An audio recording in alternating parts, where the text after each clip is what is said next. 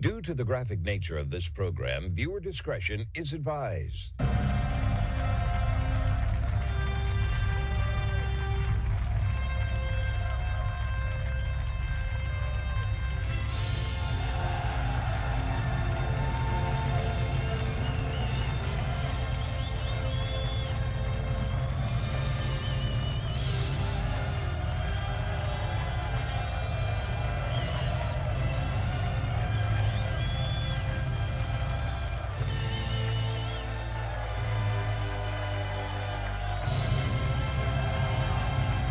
Hello, everyone, and welcome to the Marco Jure Show. It's Tuesday, December 2nd, 2025. Thank you, everyone, for tuning in today's show to hear all the relevant groundbreaking news here in America and around the world, the only show where the facts are facts and hard truths thrive.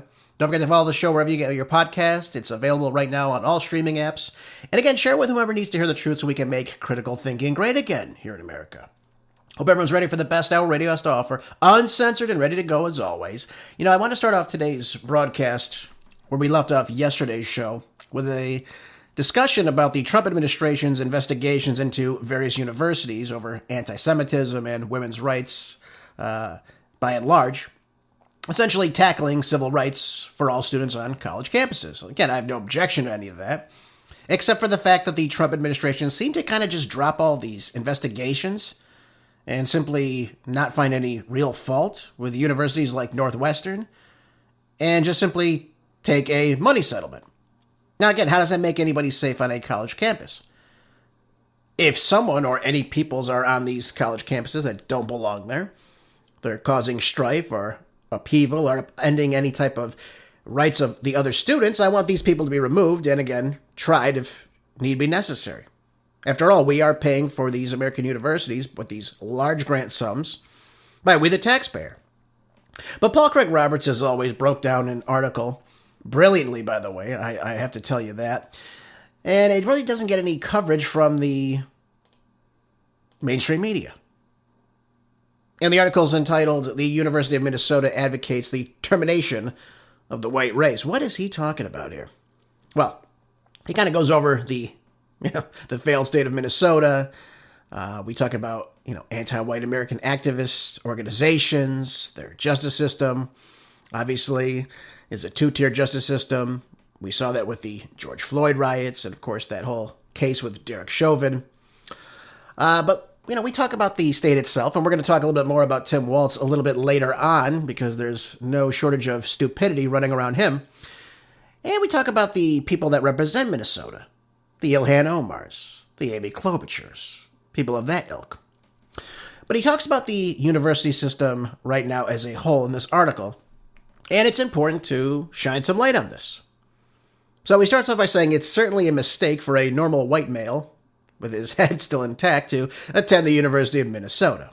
Only parents who hate their sons would send them to this university. The University of Minnesota has a Child Development Institute, which has a culture and family life lab, which has concluded that America is suffering from a whiteness pandemic. Now, again, this is being taught at a major university in the United States. Understand that. Now, this alleged pandemic is caused by the century-old culture of whiteness that features colorblind passivity and, of course, white fragility, which are all covert expressions of racism in the United States. Yeah. Again, this is what they are saying word by word. This is what they are espousing at this university. This is what they are teaching students. The whiteness pandemic is really a white racist pandemic. The anti-white professors at the university, does the university have any other kind? Attribute power and privilege to the white males they demonize and hope to replace? Well, one only knows. The university's program defines a healthy white racial identity. This is okay, so if you're white, this is what makes you healthy, as one that accepts that it is racist. So get this, by admission of your own race, you understand that you are racist because of how you were born. Is this how we're supposed to function in a civil society, folks? I don't think so. I think that's fairly, obviously, anti-white. But that's totally fine coming out of the University of Minnesota. No issue there.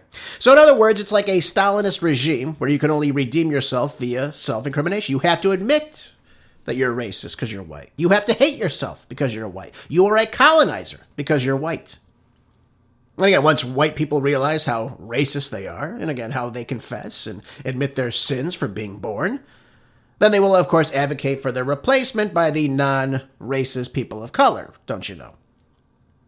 You know, it's amazing to me. You know, we talk about a pandemic. We just recently went through one, right? Of course, I call it a scamdemic, but nonetheless, a pandemic, a worldwide occurrence of an infectious disease over a whole country or world at a particular time. Think about that. That's how they view white people in this particular program or department or what have you. Is it being challenged by the president at the university? Of course not. Everything's fine and well, so long as it's against white people. You know, in other words, 8 or 9% of the global population of white Europeans, you know, these pesky whites, are the plague of the world today as a whole. Forget the fact that the third worlders leave their countries of origin, never go to another country of their own, by the way, of their own race or their own creed. Where do they go? Well, they come here to white nations or white populous nations because they're suicidal leaders of their countries. Mainly those that lead the, EU or the UN want this to happen, right? They usher in open borders. Just look at Europe right now. I don't have to really point to too many different examples. You can see that for yourself. And if you've been paying attention, you can go look at Ireland's birth rate, UK's, Germany's, France, Spain, Italy, all these countries. Go look at them. Do you see the white population, the native white populations replacing themselves? Of course you don't. This is why they're ushering these people. I just saw this morning, by the way, too, on social media. It was in the UK. Class was mixed race, of course. But they were teaching students how to pray to Allah in class. I want you to think about that for a second. You have white students, along with other students of color, being taught on prayer rugs to pray and praise Allah. Does this seem right to anybody? Does this sound like learning to anybody? It sounds like indoctrination to me. They want a less white population, and they want less white people. And again, the best way to destroy the West is through unchecked, unfettered migration of peoples that are not going to assimilate. And again, they want you to assimilate to their culture. Look no further than what I just told you. You have white students praising Allah. Did their parents even know about this? Probably not. Now I'll let you figure it out on your own why that is, but let me just tell you, of course, by these politicians, follow the money. Follow the money. Who funds these politicians? Then you'll figure everything out. Again, you hear the rhetoric from low IQs like Jasmine Crockett, right? As ill in the head Omar, who's married to a white man, by the way. Again, this is all political theater. They all read the same scripts, mostly because they're too dumb for free thinking, of course. But it causes propaganda for the other dimwits to hate. They hear this and they view it as something that's true.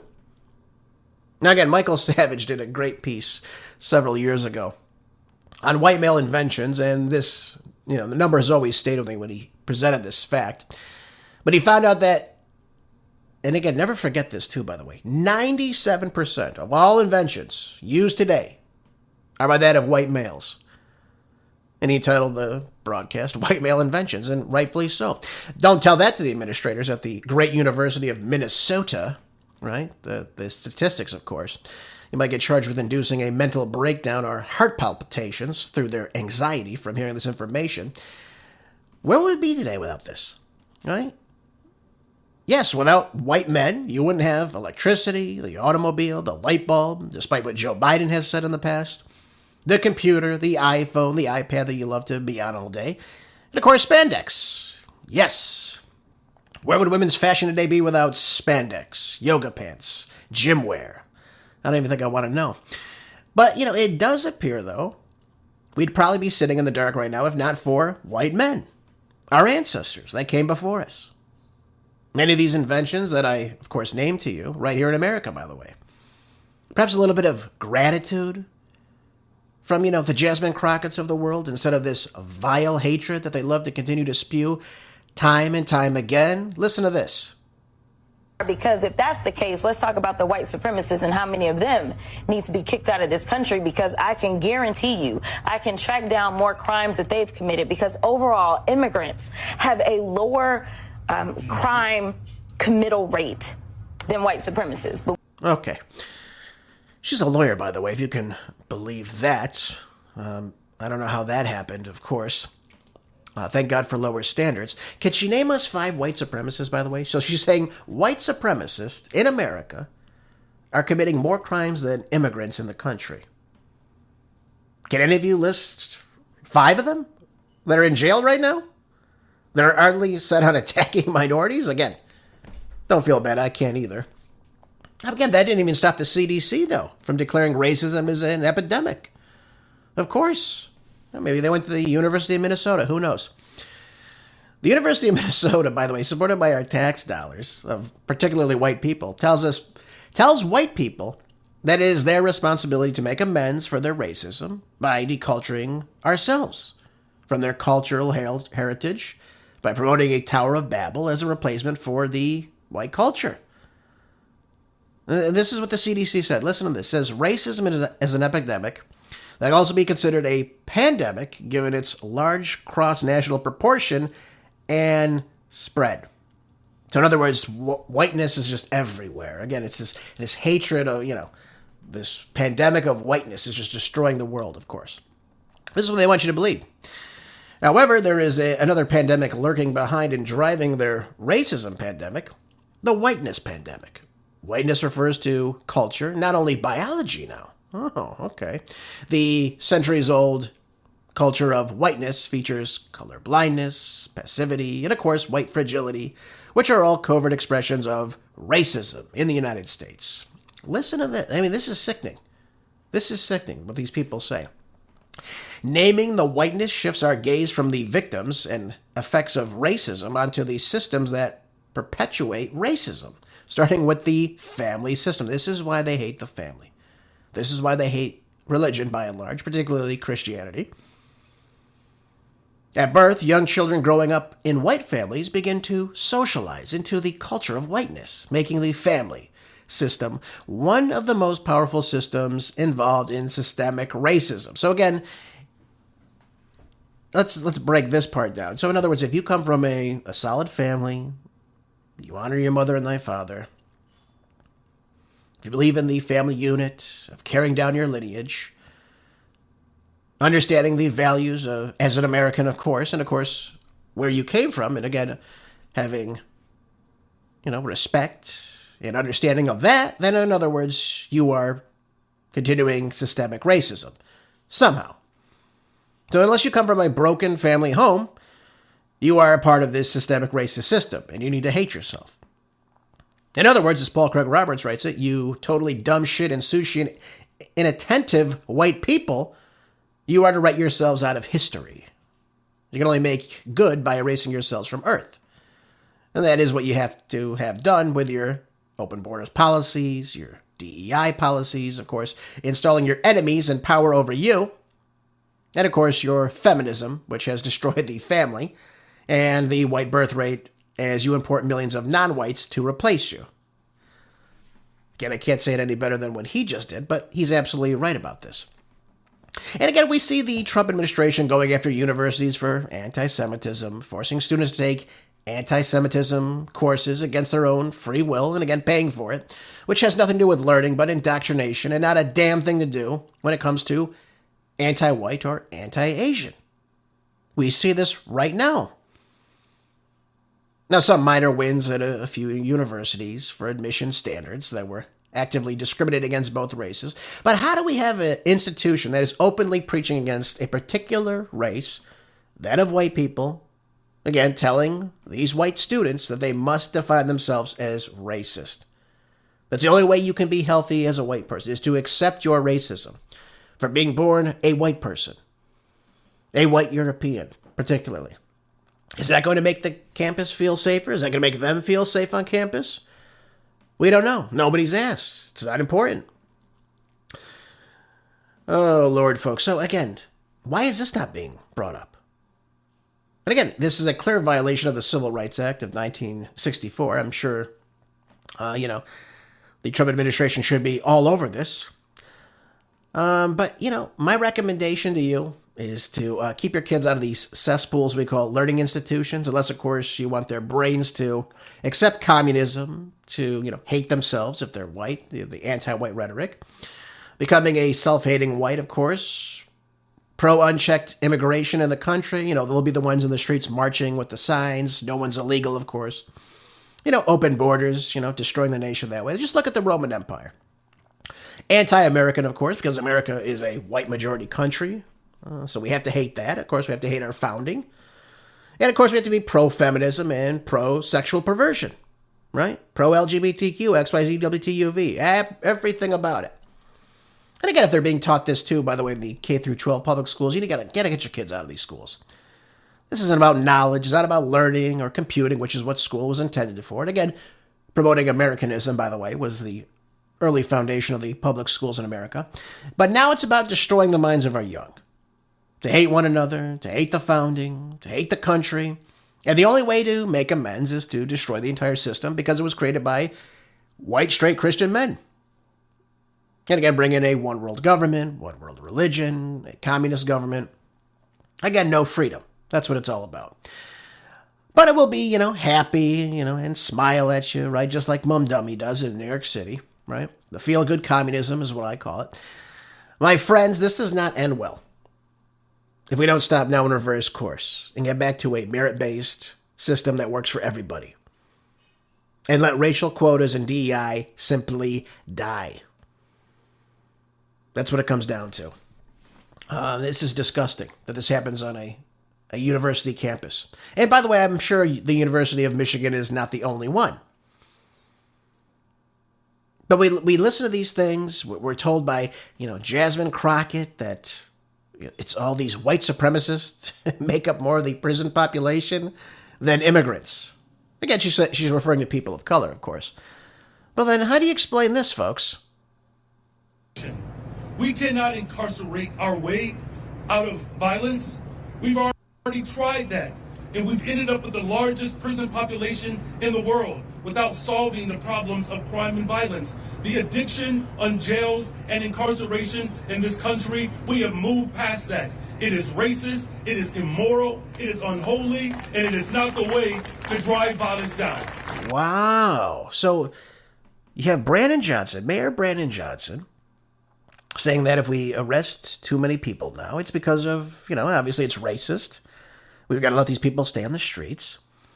Do you think he's referring to white people, though?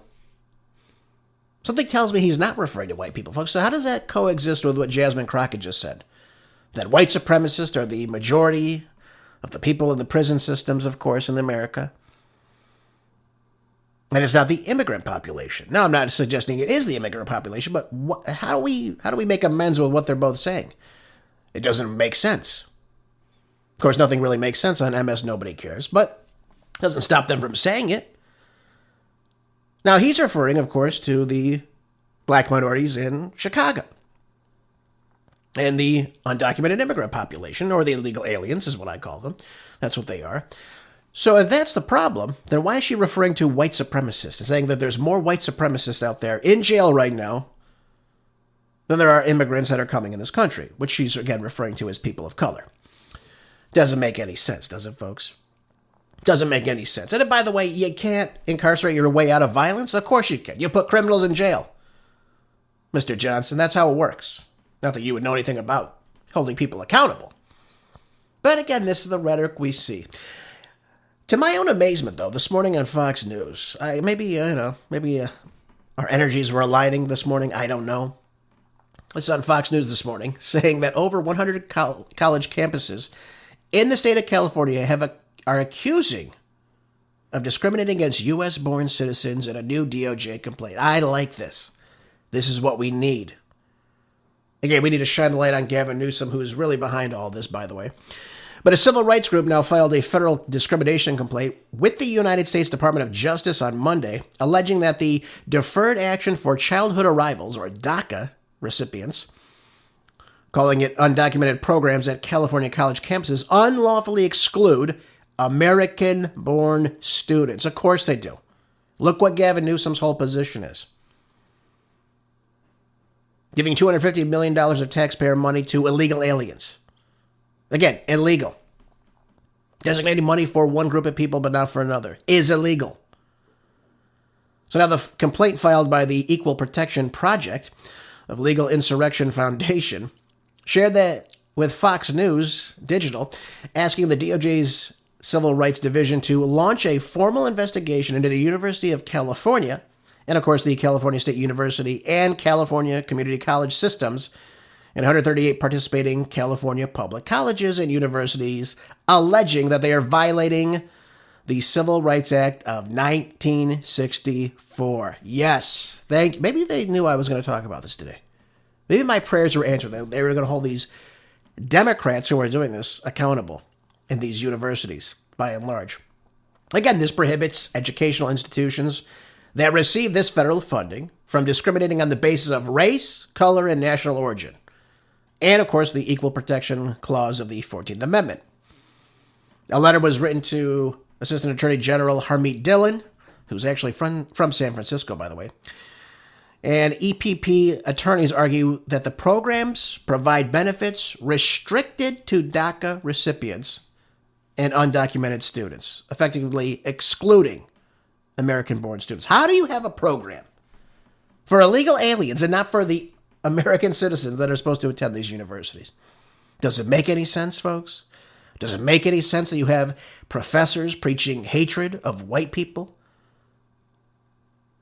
Be any other group, anything that happens, any other group, it has to be front and center. Does it make any sense to you? Of course it does. Because they hate this country. They want to destroy this country. They want to destroy the fabric of the country. And they know the way that they can do that is through destroying the minds. And when you stop raising young Americans, the country will cease to exist. That's just the way it is, folks. That's just the way it is. So we need to stand up against this. This is awful. And the Trump administration needs to get to the bottom of this. And I don't know why they're not bringing the University of Minnesota president to Congress to explain to everybody how this is conducive, how this is even lawful to happen on a college campus. And anybody else that's doing this as well, for that matter. All right. Now that I'm all worked up, let's get more worked up with this New York Post article I have for you. Tim Walz, folks. Tim Walz, the idiot, the schmuck, the dunce, the failed VP candidate of 2024.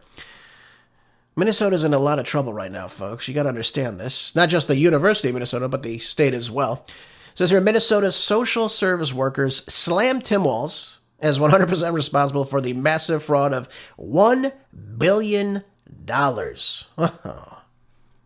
It's unbelievable. It really is shocking to hear this, especially the figures being this high. So now we have hundreds of state workers at the Minnesota Department of Human Services publicly now excoriating Tim Walz for allowing a massive fraud scandal to unfold under his watch, retaliating against their whistleblowers that have come and brought this information to light. What they found was that over $1 billion in taxpayer money from dozens of scammers in this Minnesota is feeding our future. What the hell does that even mean? In this fraud scandal. The largest scandal known since the COVID-19 fraud case in the country. Again, where we lost billions upon billions of dollars there as well. You got to go look at Gavin Newsom's EPP scandal there. Isn't it something indicative with these Democrats? And again, these representatives alike in these states, they're foolish. They really are. They want to say Tim Walz is 100% responsible for this massive fraud in Minnesota. We let Tim Walz know of fraud early on, hoping for a partnership in stopping fraud. But no, we got the opposite response. And again, this represents over 480 staffers. Tim Walz systematically retaliated against these whistleblowers, bringing this information using monitoring, threats, repression, and did his best to discredit these fraud reports. Instead of partnership, we got the full weight of retaliation. Again, he's trying to, double down on this, of course. He's trying to obviously blame other people other than himself. Well, every Democrat does this, though, don't they? Blaming other people, not themselves, for this.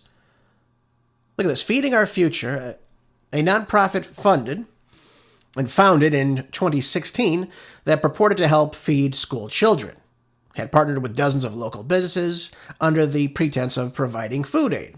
Okay, nothing wrong with that. The nonprofit then dissolved in 2022, and its partners billed the state, claiming to have helped feed tens of thousands of needy children. Okay.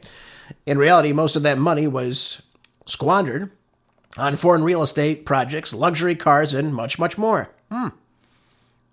But Tim Walz, that wasn't good enough for Tim Walz, though. This information wasn't good enough for old Waltzy boy. Other organizations, Feeding Our Future, committed fraud with Minnesota's social safety net as well. And of course, the fraud largely revolved around dozens of people in the Somali diaspora, being home to 80,000 Somali Americans, if we want to call them that. Oh, I'm sure some have assimilated, but some obviously have not. This wasn't good enough for Tim Walz, though. Now, he was brought up with this, I believe, with Meet the Press. Kirsten Welker asked him about this, and he had every excuse under the sun but his own damn fault. But you know who he did blame, folks? You know who he did blame right away? President Trump. That is totally disconnected with demonizing an entire group of people who came here fleeing civil war and created a vibrant community that makes Minnesota and this country better. But that's Donald Trump. Deflect, demonize, come up with no solutions. He's not going to help fix anything on fraud. My God, there's a big difference between fraud and corruption is something he knows about. Okay, so instead of saying, listen, I ignored these claims from the whistleblowers, I didn't act quick enough, I should have. These people need to be held accountable. And he tried to come back. Well, these people are being held accountable. Okay. Why did you do anything sooner about it? You wasted $1 billion of the taxpayer money after hearing about these reports and you did nothing about it? And he tries to double down. Well, the Somalis are just great people. Really? You have people literally ripping off the state. These are good people? Ugh, it's unbelievable. It really is unbelievable. Oh, by the way, again, just to show how Minnesota has become a failed state completely, again, from Fox News, they had a judge in Minnesota now facing heat after she overturned a guilty verdict of 2 convicted people in a $7.2 million fraud scheme that involved, again, taxpayer money. I can't say this guy's name. I'm sorry. I just can't say it. His last name's Yusuf, though, and of course his wife were charged in June of 2024 after they were accused of stealing $7.2 million from Minnesota's Medicaid program while running a home healthcare business that lacked an office building and operated for years out of a mailbox, according to the Minnesota Attorney General's office. Nothing odd about that. I'm sure you can run a business out of a mailbox, can't you? What did they get? Well, prosecutors have said that Yusuf received Medicaid money for services that were not provided and overbilled for services, and they did not have any documentation for them. Yusuf allegedly used the money to fund a lavish lifestyle that included shopping sprees for luxury clothing stores, including Coach, Canada Goose, Michael Kors, Third Degree Heat, Nike, and Nordstrom's alike. Yusuf directed over $1 million from the business account to his own personal account and also withdrew roughly $387,000 in cash. Now, while Yusuf was found guilty, you'd all say, well, this is a slam dunk case. He's got to be found guilty. He's stealing money, providing, zero services for what he's claiming to have done for people. But he was found on 6 counts of aiding and abetting theft by swindle by over $35,000, a lot more than that, in August by a jury, and the decision was overturned by Judge Sarah West in November. West wrote that, well, hey, this relied heavily on circumstantial evidence, ruling out the other potential reasonable interferences in the case. What the hell does that mean? Either he did it or he didn't do it. Obviously he did it. Look at the information the Attorney General's office has. But because he's an immigrant, we can't hold him accountable now? This is what I'm talking about. This is the 2-tiered justice system. It's absolutely unbelievable. I mean, even Minnesota State Rep Kristen Robbins said that she was shocked upon hearing the guilty verdict was overturned. She said, we want to strengthen state law so that we can get prosecutions out of these cases. But clearly the jury thought he was guilty. Well, apparently that wasn't good enough for the judge. That wasn't good enough for the judge. And by the way, Keith Ellison, a Muslim, runs the state attorney general's office. Again, it's just asinine what these people do. Asinine. Absolutely asinine. But, like I said, Minnesota, failed state. Don't expect any good to come from it when it's being run by schmucks like Tim Walz. It's not going to get any better. Don't plan on it. Okay, he just made it legal earlier this year for anyone to get a driver's license. That means anyone can vote. And if anyone can vote, that means you have illegal aliens voting, you have people that shouldn't be voting. And this is how the Democrats will stay in power. There you go. In a nutshell, that's Minnesota, folks. All right, we got to move on to another very important topic here. This is in Time magazine. And this is awful to have to report this to you. But it says here, White House confirms second strike on alleged drug boat and defends move as legal. We've been talking about this on the program for quite some time now. But White House Press Secretary Caroline Leavitt said on Monday that the commander of the U.S. Special Operations Command acted within his authority and the law. Well, I'm not sure what is legal about killing people on a boat that looks like a speedboat at best, that has no way of reaching the U.S. shores by any stretch of the imagination. Certainly not a national security risk to the United States by definition. And again, we're targeting foreign nationals, of which none of these people, by the way, have been convicted of a crime. We don't know their names. And again, the fact that we have zero evidence of any drug paraphernalia or substances on these boats, yet we're carrying out these strikes on them, simply because they're coming from Venezuela. This is a horrible look for Pete Hegseth, by the way. His credibility is sinking very, very quickly. But again, that didn't stop Caroline Leavitt from reading her scripts yesterday. And this is what she said when a reporter asked about what had happened with this second strike. You said that the follow-up strike was lawful. What law is it that allows no survivors? The strike conducted on September 2nd was conducted in self-defense to protect Americans in vital United States interests. The strike was conducted in international waters and in accordance with the law of armed conflict. Okay, so, reading from her script, she reads all this to you. We go, okay, that sounds fine then. They acted within their reason, right? They acted within the law. Everything's good. So the question was, did Pete Hegseth, who allowed this to happen, violate the law of armed conflict? That's what we need to ask ourselves. And the law of armed conflict, for those that don't know, states the following: to follow as part of the Geneva Convention after World War II to protect individuals who are not participating in hostile acts of violence. So this would include civilians, medical personnel, aid workers, and, of course, regulate the methods of warfare. So, again, I want to remind everybody that we're not at war with Venezuela, at least not yet. As President Trump said, Venezuela should, close down their airspace. And again, giving Nicolas Maduro an ultimatum to step down. Where we get off telling a sovereign nation who their leader should be, I don't know. What gives us that right? It has nothing to do with us. It is really none of our concern, really, too. We live in the United States, not, United States of America, not the United States of Venezuela, folks. Just so we're all clear on that. We have no jurisdiction over what happens in Venezuela, their elections, their politics, nothing. Just so we're clear on this. So the airstrike on this boat that took place on September 2nd had 2 survivors in the water. They blew up this boat. The survivors were in the water. They're clinging to debris. And it's been said that Pete Hegseth ordered the command to kill them.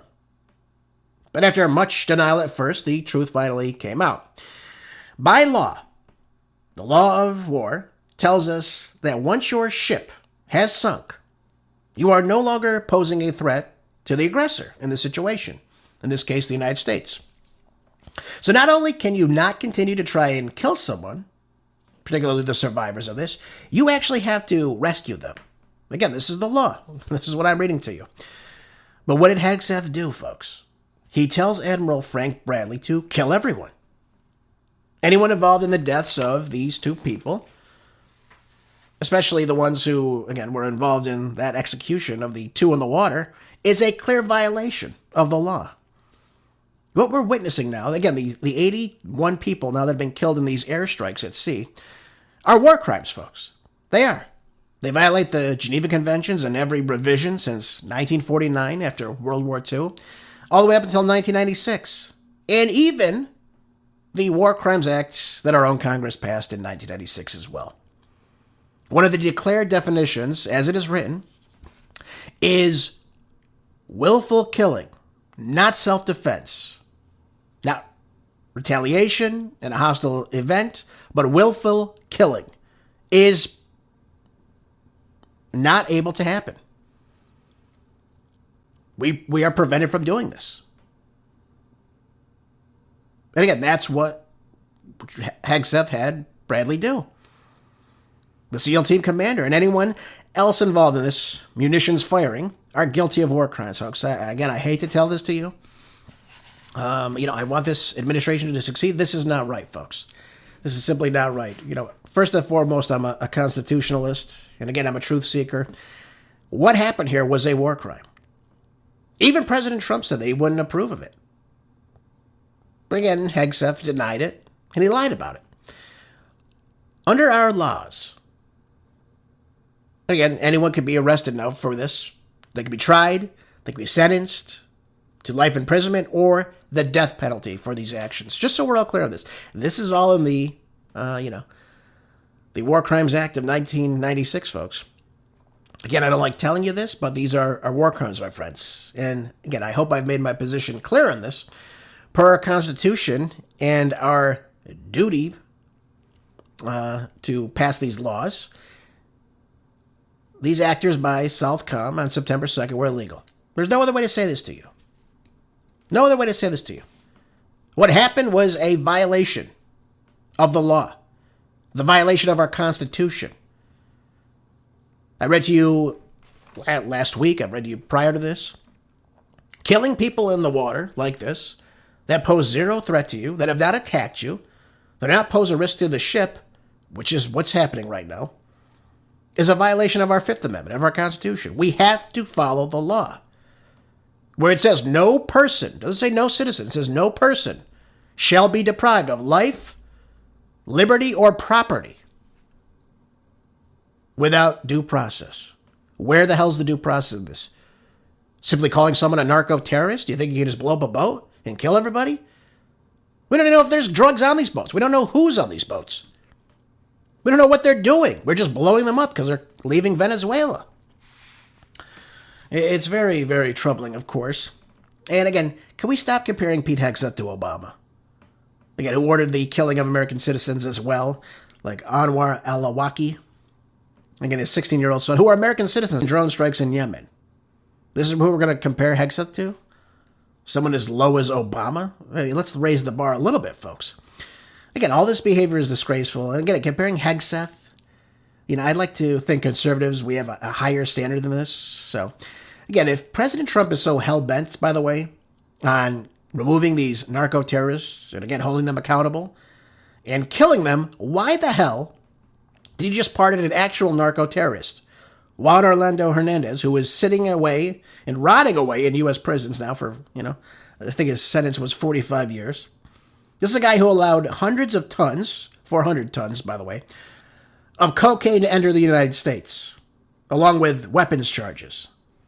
Now, again, it makes no sense to blow up speedboats from Venezuela when they didn't even come to close to trafficking any amount of drugs, as, again, we're being told this Hernandez did, this former president of Honduras.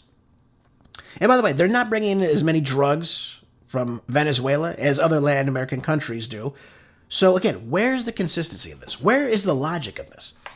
That it's fine to blow up these boats, including one Colombian boat, too, by the way, where the president was miffed about that, too. But where do we get off on this? That we can just simply do this at will. 81 people killed without any evidence, without any due process, without any form of guilt. Remember, folks, everyone that violates our laws is innocent until proven guilty. I know we like to think, well, it just applies to American citizens. It does not. Even if a cartel member comes across the border, unless that person is firing at us or trying to commit some type of act of violence against citizens or Border Patrol or what have you, you cannot just simply kill somebody, folks. I mean, that's just the rule of law. That's tries to double down now I don't know what he's doing. He goes on a little tirade here. I want you all to hear this, though. This is what he's saying, and it's absolutely disgusting. It really is disgusting. Now, again, I don't want drugs to enter the United States as well. I'm opposed to all that. But the way we're going about doing this is completely wrong. Listen to him.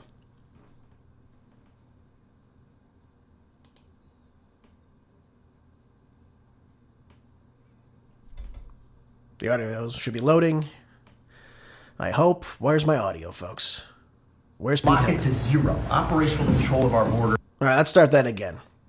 I want everyone to hear this first and foremost. For some reason, my audio is not working. We need to hear this, though. So I'm going to play this for you again. So this is Hegseth just this morning with President Trump talking about this. And again, he is trying to double down on his actions here that are completely unlawful. Zero. Operational control of our border. And then it's getting after and going after narco-terrorists and designated terrorist organizations in our own hemisphere. As I've said, and I'll say again, we've only just begun striking narco boats and putting narco-terrorists at the bottom of the ocean because they've been poisoning the American people. And Joe Biden tried to approach it with kid gloves. And allowed them to come across the border, cartels take over community, 20 million people, hundreds of thousands of Americans poisoned. And President Trump said, no, we're taking the gloves off. We're taking the fight to these designated terror organizations. And it's exactly what we're doing. So we're stopping the drugs, we're striking the boats, we're defeating narco-terrorists, and we're standing... And you may say one thing, that drugs coming in through the sea by sea are down 91%. And I don't know who the 9% is. I'm not sure either, sir. But down 91% by sea. We've had a bit of a pause because it's hard to find boats to strike right now. Which is the entire point, right? Deterrence has to matter, not arrest and hand over and then do it again, the rinse and repeat approach of previous administrations. This is meant to get after that approach. And I will just end by saying, as President Trump always has our back, we always have the back of our commanders who are making decisions in difficult situations, and we do in this case and all these strikes. They're making judgment calls and ensuring that they defend the American people. They've done the right things. We'll keep doing that, and we have their backs, Mr. President. Okay, so everything he just told you is a bunch of nonsense. Everything he just mentioned was nonsense. So what, there's no drugs coming to the United States now? There's no drugs on the streets now? He's talking about 400,000 lives every year. Or he's referring to fentanyl is what he's trying to do. He's saying hundreds of thousands of people have died as a result of these drugs. Well, actually, that fentanyl isn't coming from Venezuela. That's coming in through Mexico via China. Why haven't we gone to war with Mexico yet?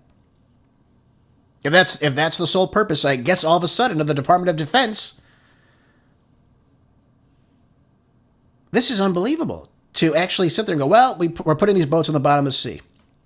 And again, I'm looking at the comments section here. All these dunces who have no idea what the rule of law is say, yep, this is what I voted for. Really? There's no rule of law here. Even if you see a drug deal happen on the streets, you can't just go there and start shooting somebody. He's saying, well, we went through this, arrest, rinse and repeat. Okay, well, if you're doing the right thing, you're putting people that are committing crimes in the United States in jail. Are we to believe that there's, no more drug dealers are going to exist anymore because you blew up a couple boats in the Caribbean? I mean, this guy is not making any bit of sense here. But they're using a label, narco-terrorist boats, or narco boats, or narco-terrorists, whatever the hell they want to call them. And saying, well, since we labeled them that, we can do whatever the hell we want. My friends, that is not the case here, unfortunately, for Pete Hegseth, who, if we did have a reasonable justice system, he would be arrested and tried for this and absolutely found guilty. Again, I'm reading to you the law. I'm reading you the law. And what he has allowed to happen, especially people who are in the water, and he made this call. And he's doubling down on this. And again, the commander who had made the call and the person who fired the shot, they know this is illegal because they're taught this. We don't need the 6 Democrats to come out and tell us this, by the way. That's an unlawful command that Pete Hegseth gave. In fact, the whole operation's an unlawful command. But again, this goes to this pretense about what's happening in Venezuela, of course. And we want to look like we have the upper hand here. This is not going to look good for people who, like me, care about the rule of law. And we all, as Americans, should care about the rule of law, and that our administration, the people that work within the administration, our agents, our officials, are following the law to a T. And that's not happening here in Venezuela. So I wish I had better news for you folks, but sorry. That is what's happening right now. All right, moving on. You know, the America First position is at risk right now as well. This is at Newsweek, says the number of H-1B visas issued to double under a new proposal. So how does this help the American people? Bringing in more foreign labor, bringing in more immigrants to the country. It doesn't sound like America First to me, if I'm being honest with you. But we have Democratic Representative Raja Krishnamurthy. How do I say his name, folks? I can't say it. I'm sorry. Krishnamurthy? I don't know. Of Illinois has introduced the High-Skilled Immigration Reform for Employment, or HIRE Act, legislation designed to strengthen America's long-term economic and technological competitiveness. Newsweek contacted the Department of Labor and, of course, the Department of Homeland Security via email for comment about what is actually going on here. We just had this issue here with Afghan migrants being ushered in the United States, unvetted. Now we're just going to bring in more people? Again, it's just asinine what we're seeing right now. So, you know, there's been scrutiny about this. The H-1B program under President Trump, you'll recall when he sat down with Laura Ingraham recently, he said, well, we need to bring in more talent. Right? We need more talent to make batteries, to make, you know, this and that, these chips, all this other stuff. And she argued and held her point, and good for her, by the way. She said, we have the talent here. We could do this. And he said, well, no, you don't. Really? We don't have talent here? We don't graduate 150,000 engineering degrees in this country every single year? We don't have people that can do this? Of course we do. Remember, that's every single year. How many jobs are we creating with this, by the way? We're creating 130,000 jobs that we need. We have that already. We have that already. You know how I know this too? Well, because I read, of course. Wall Street Journal had there was an article about recent college graduates, and they had an engineering graduate. He applied to 900 different jobs, couldn't get one. So that's an engineer that's out of work, folks. That's someone that can assemble batteries. That's someone that can assemble computer chips and what have you. We have the talent that can do this here. Now, some will argue, well, some of these people are graduates. That's not really the case, though. The number of graduates that are foreign-born are much smaller than the ones that are actually born in the United States. Just so we're clear on that. So, again, we talk about how this obviously is going to reshape the hiring practices here in forming technology and healthcare and research sectors. Here in the United States, of course. But again, it's influencing the balance between global talent and protecting American jobs, which this bill is not doing. Why are we doing this? What should happen is every single American who's qualified for this program that can do the job should get the job first. Then, if there are some jobs left over that we don't have talent for, which again, I highly doubt is the case, then you can look for foreign talent. But why is it that every single time we have these big investments coming in, so-called, I don't know how soon these are going to be happening, but we have these investments happening in technology and what have you, energy, all these different programs. Why not look in the United States first? Why not do that? These are good paying jobs. This is what Americans need. This is what they want. This is what new college graduates need. This is what they want. And they're being just passed over for foreign labor. Why? Well, because it's going to be cheaper for them. The business can save money. They're going to pay less. This is why they want it. And again, that's why Republicans generally want, the foreign labor to come in. It's cheaper for the businesses. That's just the truth of it. And of course, the Democrats want the votes. So there you go. It's a win-win situation here for both parties in those regards. But is it a win for the American people? And the answer is no. Hell no, it's not. And again, I think if President Trump signs this bill, it's going to be a big problem for him in the midterms. They're going to say, we voted for you to help get the economy going. We want the economy to become robust again like it was in your first term. We want opportunities. We want to, help rebuild America. We want America to become vibrant. And now you're giving our jobs to foreign labor. What the hell did I go to college for? Why am I in all this debt? There's nothing here for me. I'm told I have no talent. Again, young people are going to see this, folks.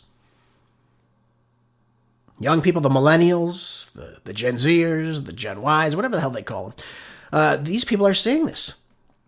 And they're frustrated, and especially a lot of the parents now of these young people are starting to see this. They're saying, wait a minute, my kid went to school, my kid has a electrical engineering degree, he's qualified to do this, and now you're just going to bring in foreign labor?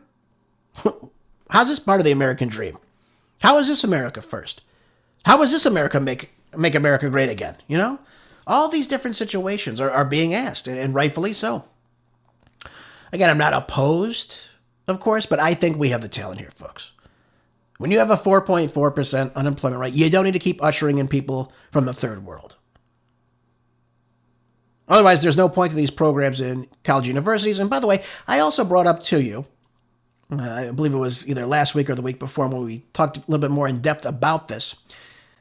We have some of the best tech schools in the world here in the United States. Of the top 10, 6 of them are located in the United States. We don't need to get people from India or China to do these jobs. In fact, none of them were even in India, by the way, the top schools. I think 6 of them were, 6 were in the United States, 2 or 3 were in the UK, and I think 1 was in Singapore. Why are we bringing in people from the third world? Why? Why are we doing this? Why do we continue to do this to ourselves? Again, it's very, very upsetting that you have a man of Indian descent. He was born in India, I believe, this congressman, Krishna Moorthy, if I'm saying his name properly. If I'm not, I apologize, of course. But you have Premier Jayapal backing this, of course, among others. Does this sound like America first, ushering in people from the third world? I don't think so. Again, this is going to fall on President Trump in the 2026 midterms if he doesn't make America first here, folks. This does not make America first. It might make someone's pockets very nice, that is a big donor, but it's not, by and large, helping the American people at all. And again, it's very, very frustrating. President Trump said in this article, he said, we're not going to be successful if we don't allow people who invest billions of dollars in plants and equipment to bring in a lot of their people from their country to get the plant open and operating. I'm sorry. Well, then, hey, you say, hey, I don't need your money. We're just not going to have you here. What is this? If you want to invest in America, you're investing in America. Does China say this? Hey, we're investing in all these American companies here. Hey, by the way, you're going to need to bring in a bunch of Americans now to do this. What the hell? China's not going to allow that. They have Chinese workers in these plants, largely because they pay them crap. That's much cheaper. The whole idea of this is completely stupid. So again, if Saudi Arabia wants to invest in technology, you're investing in technology in America, by the way. Your business is going to be built by Americans, just so you're all clear on that. That's what should be said. I mean, what is this? Importing more people from the third world? And we think that's going to make the country a better place. Well, what's the point of this then? Again, it's going to really fall on him hard if he allows this to happen, folks. Not a good thing. Not a good thing. I'll just tell it to you how it is. It's not going to go well. All right. Quickly, I want to go over these last 2 articles today. Lots of information today. I want to get through everything. This in the Gateway Pundit says, World War III watch, NATO senior officer vows aggressive measures against Russia now. Says preemptive strikes could be a defensive action. This is stupidity. And there's no shortage of that in the world, of course. Admiral Giuseppe Cavo Dragoni, and I can say that because I'm of Italian descent, of course, he's the head of the alliance's military committee, said being more aggressive or being proactive instead of reactive is something that we are thinking about. Now, let's understand this. This has to do with Russia and Ukraine. Ukraine is not a member of NATO. Why this is in our interest, I'm sure I don't know, other than the fact that the military-industrial complex wants to make a buck off this. So now we have NATO just providing us with this unwelcome flashback to the darkest days of the Cold War. And now we're just stoking the fire right now, folks. That's what's happening. Instead of cooling right now, instead of talking about peace, instead of talking about ending this war, which again, it will end at some point. When that ends, I'm sure I don't know. But now we're talking about a preemptive strike could be considered as a defensive action, is what he told the Financial Times, but said it was further away from our normal way of thinking and behavior. Well, first of all, this is stupidity. First and foremost, Moscow then heard these comments and called them extremely irresponsible, and then accusing NATO of suggesting that it was moving towards an escalation. The Russian Foreign Ministry spokeswoman, Maria Zakharova, added that it was a deliberate attempt to sabotage peace talks. Absolutely. She's absolutely right about this, by the way. And again, this is not going to deter Russia, but it can cause a bit of fury for these European NATO countries, should they decide to attack on this. And while the American, the Ukrainian, the Russian negotiation teams are working towards a peace settlement, Euro-globalists are actually wanting to keep the war going. And of course, Russophobia continuing on.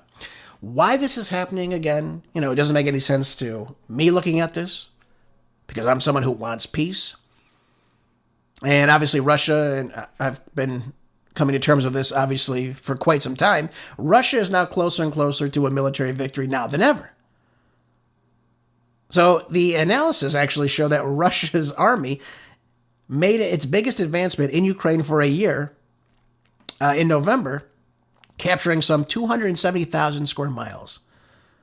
Now, you wouldn't hear this if you're listening to Jack Keane on Fox News, who said, well, they barely moved an inch. Really? They're not making it all the way through Ukraine. Well, they don't want all of Ukraine.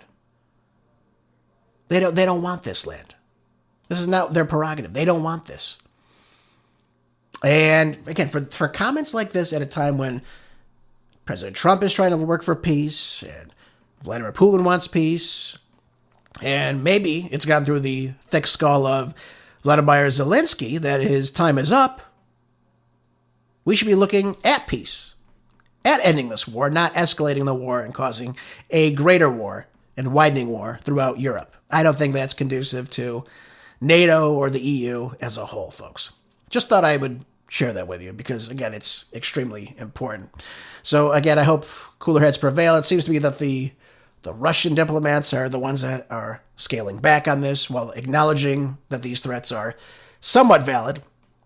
But there's no need for this.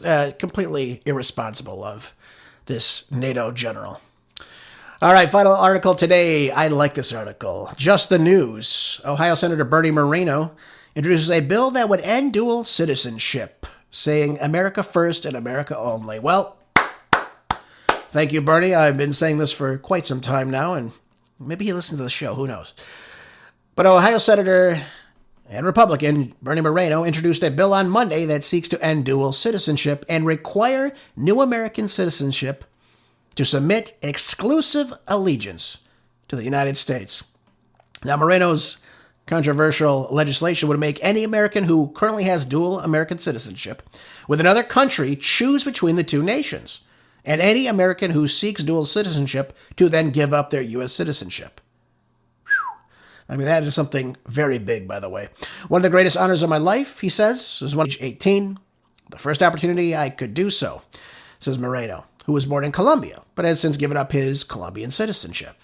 Being an American citizen is an honor and a privilege, and if you want to be an American, it's all or nothing. It's time to end dual citizenship for good. The Exclusive Citizenship Act of 2025 is aimed at bolstering American interest by eliminating potential conflicts of interest and divided loyalties. Well, that's going to be a big one because I think we have roughly 50 or so dual citizenships inside our Congress right now. And wow, I mean, this is going to be remarkable if it actually gets passed. I don't think it will because, again, it'll be conflicting with several people in Congress. But my goodness, that would be a great thing. And again, I think we need to start changing the rules. If you're going to serve in Congress, you should be born in America. How do we have so many foreign-born people? Think of Ilhan Omar. Think about Pramila Jayapal. Think of all these other people. We have reps in California who are speaking out against ICE. Really? United States government, despite being born in a different country, and you're acting on behalf of illegal aliens. Of course, we have many mentally ill people that do that here in the States as well. But the country's a different place now, folks. It's a much different place. And if we're not putting America first, if we're not working for America's interest only, and you're looking at the interest of other people, and again, I know there's citizens that do this too. Look no further than Gavin Newsom or Tim Walz, or these other dunces that do this. As a result of this, we're seeing America suffer. And we shouldn't see America suffer. We should be seeing America growing. We should be taking care of our own. This wouldn't fly in China, wouldn't fly in India, wouldn't fly in Russia, wouldn't fly in most places, to be honest with you. So why are we allowing it here in the United States? This is a good bill that Bernie Moreno is putting forward. I like this bill. And again, we need people that want America to succeed, folks. And we all should want that, I think. Okay? So let's pray that that happens. Here today, I appreciate you so much. Hope you enjoy the show and hope you share with some friends.